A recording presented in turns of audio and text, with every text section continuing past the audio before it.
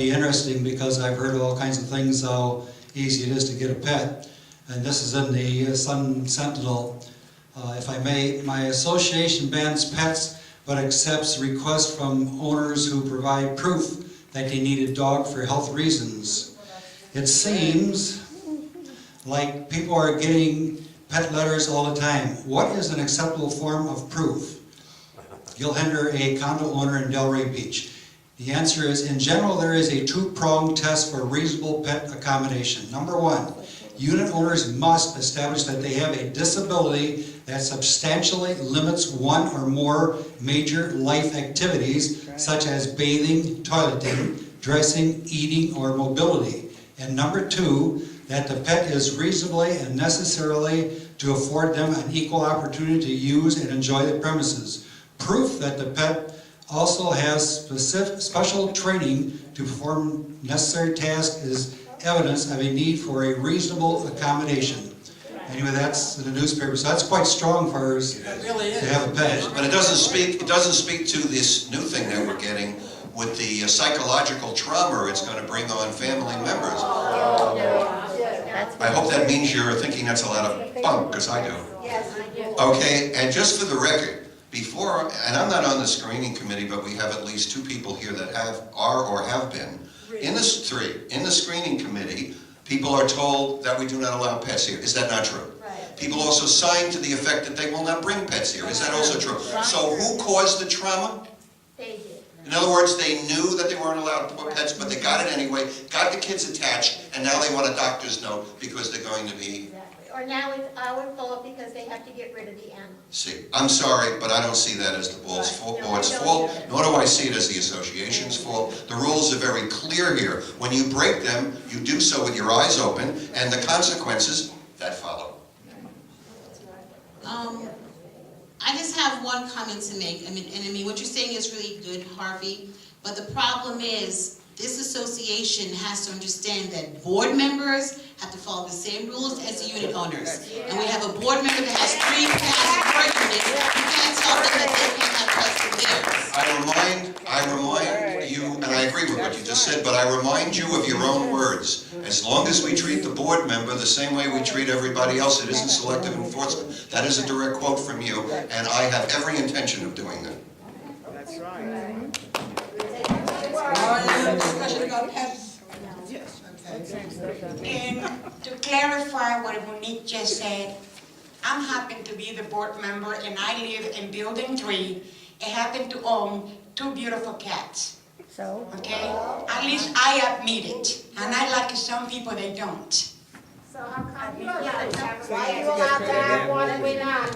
She's not allowed, and neither are you. She's breaking the rules the same way anybody else would be. I believe that a letter has gone out to her since we're getting to this detail, and that she will be fined and taken to court if she continues. It doesn't. It's up to $1,000 regardless of per day. It's a maximum of $1,000. Exactly.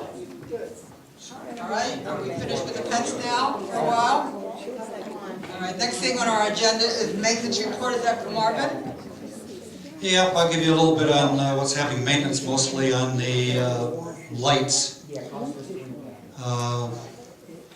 Actually, as of today, we were working on lights and we got 6. Trying to get the parking lot lights working. As of today, we fixed 6 more lights. I say we, it's Javier. I just sort of stand around and hand them tools or whatever. But anyway, got 6 more of them. 4 of them were actually those that had pedestals where the cement block is sitting on the ground and no post on it. So 4 of those are done. There are 2 more that are leaned at such an angle that they're going to have to be dug, down below. They go down 4 or 5 feet and then dig up and then straighten them up and so on. So that's a lot of work, but nevertheless, long term they will be done. My brother and I went around the other night, walked around the whole parking lot just to see how many lights are out. And at that point there were 10, we got 6 done today. There's really only 4 lights left in this whole parking lot that are out.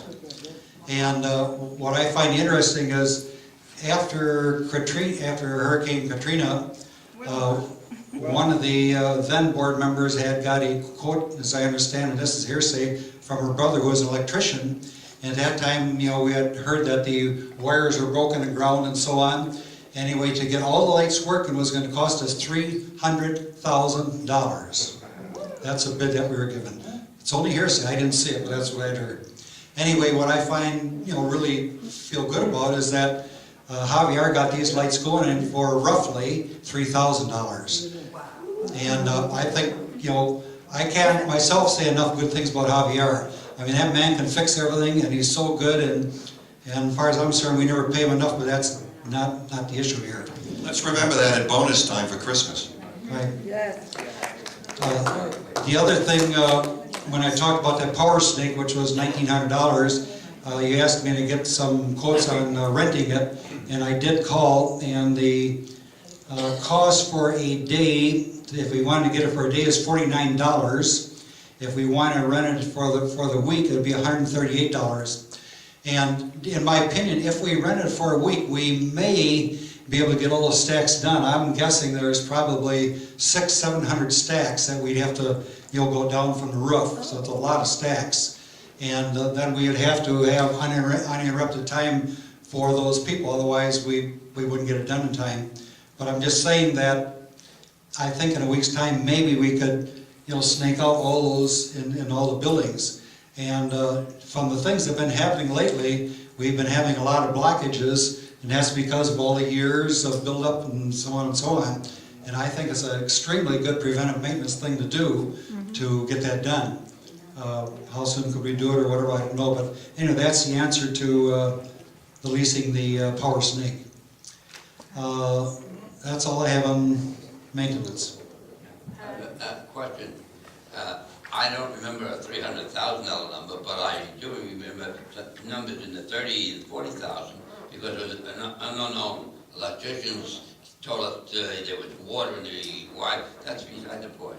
But right now, if you ride around Building 5 in particular, where you have one of the old lights, and then not directly across, but one of the new lights, it's like day and night. The old light provides a light around in the area. The new light, you don't even, you know, I don't even really see it on the ground. And that's a problem. Number two, I had mentioned months before that if we did this in a large scale, we were supposed to have a permit, and we were supposed to have a licensed electrician do it.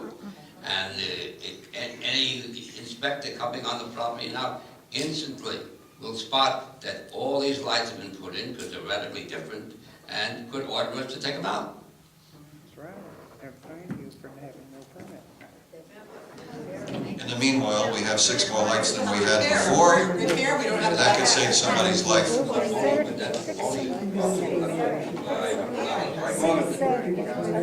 I said, meanwhile, we have 6 more lights than we had before, and that could save somebody's life. I didn't think that we needed a permit for repairs. You know, again, I don't know, but I had heard there was a $5,000 number, that if it went over 5,000, you need a permit, and we're well under $5,000.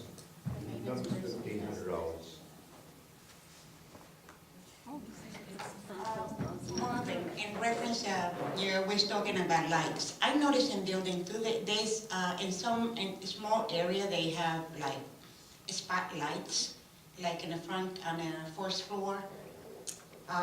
Is any time before ever was any of those light posts in there before?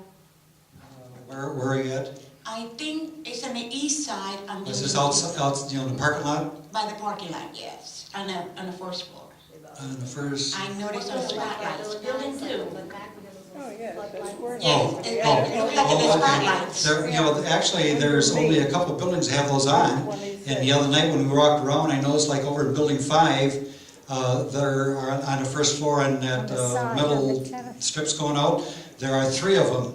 And actually, as you go towards the entrance of Building 5, it could use a 4th one because there is a dark area right there, and I think that we'd be smart to put one more in there because, you know, anything that's pretty dark, we really don't want, in my opinion. But I thought that we were not supposed to be changing the type of lighting and shapes on it. And those look like the spotlights, No, they're not not like the regular lights. We haven't changed any spotlights, haven't. You know, there are smaller lights. Remember like the ones they installed long time ago in our buildings and that, but these are in a smaller. But they're like